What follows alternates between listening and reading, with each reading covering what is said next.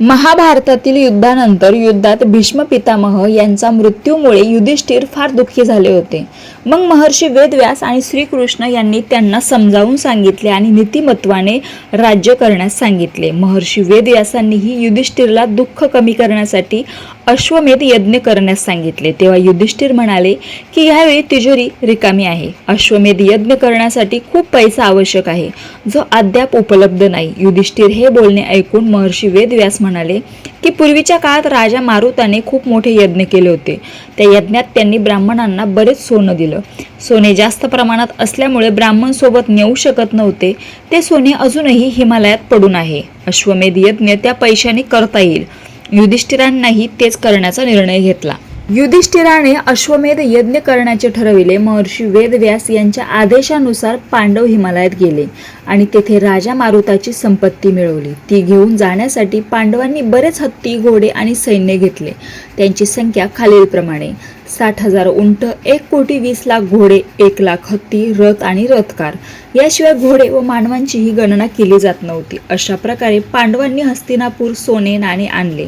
शुभ काळ पाहून पांडवांनी यज्ञ सुरू केला आणि अर्जुनाला रक्षक बनवून अश्व सोडला. तो घोडा जिथे गेला तिथे अर्जुन त्याच्या मागे गेला. अनेक राजांनी पांडवांचे अधीन स्वीकारले. त्याचवेळी काहींनी मैत्रीपूर्ण संबंधाच्या आधारे पांडवांना कर देण्याचे मान्य केले. किरत, मालेछा आणि यवन इत्यादी राजांनी यज्ञावरचा घोडा थांबविला. मग अर्जुनाने त्यांच्याशी युद्ध केले आणि त्याचा पराभव केला. अशा प्रकारे अर्जुनाला वेगवेगळ्या देशांच्या राजांशी बऱ्याच वेळा युद्धाला जावे लागले. भटकताना यज्ञाचा घोडा मणिपूर राज्यात पोहोचला. तेथे राजकन्या चित्रगंधा व अर्जुनाचा पुत्र बाभ्रवाहन नावाचा मुलगा होता. तो त्यावेळी मणिपूरला राज्य करीत होता. वडील अर्जुनाच्या आगमनाची बातमी जेव्हा बभ्रुवाहनाला मिळाली तेव्हा त्याचे स्वागत करण्यासाठी तो शहराच्या वेशीजवळ आला. आपला मुलगा बभ्रुवाहनाला पाहून अर्जुनाने सांगितले की यावेळी यज्ञातील घोड्याचे रक्षण करण्यासाठी मी तुझ्या राज्यात आलो आहे, तरी मी तुला युद्धासाठी ललकारीत आहे. ज्यावेळी अर्जुन बाभ्रुवाहनाला म्हणत होता त्यावेळी नागकन्या अर्जुन पत्नी उलुपी देखील तेथे आली. उलुपी ही अर्जुनाची पत्नी होती.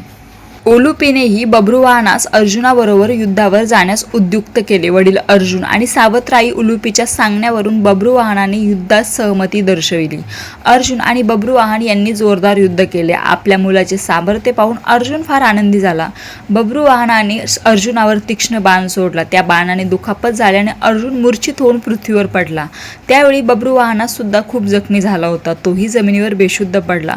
मग बभ्रुवाहनाची आई चित्रगंधा सुद्धा तिथे आली. जखमी अवस्थेत पती आणि मुलगा जमिनीवर पडलेला पाहून तिला फार वाईट वाटले. चित्रगंधाने पाहिले की त्यावेळी अर्जुनाचे शरीर जिवंत होण्याची चिन्हे दिसतच नव्हती. शूर पतीचा मृत्यू पाहून ती रडू लागली. त्याचवेळी बभ्रुवाहनाने शुद्धीवर आला. जेव्हा त्याने पाहिले की त्याने आपल्या वडिलांचा खून केला आहे तेव्हा त्यालाही दुःख होऊ लागले. अर्जुनाच्या मृत्यूमुळे दुःखी चित्रगंधा आणि बभ्रुवाहन दोघेही खूप शोक करू लागले. उपोषणाला बसले. चित्रगंधा आणि बभ्रुवाहन उपोषणावर बसले आहेत हे नागकन्या उलुपीने पाहिले. तिच्याजवळ संजीवन मणी होता. ते रत्न बभ्रुवाहनाला दिले व अर्जुनाच्या छातीवर ठेवण्यास सांगितले. बभ्रुवाहनाने तिने सांगितले तसे केले.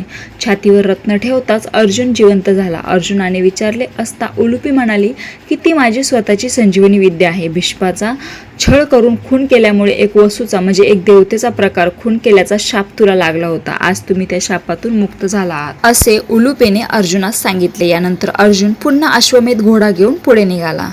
रामकृष्ण हरी.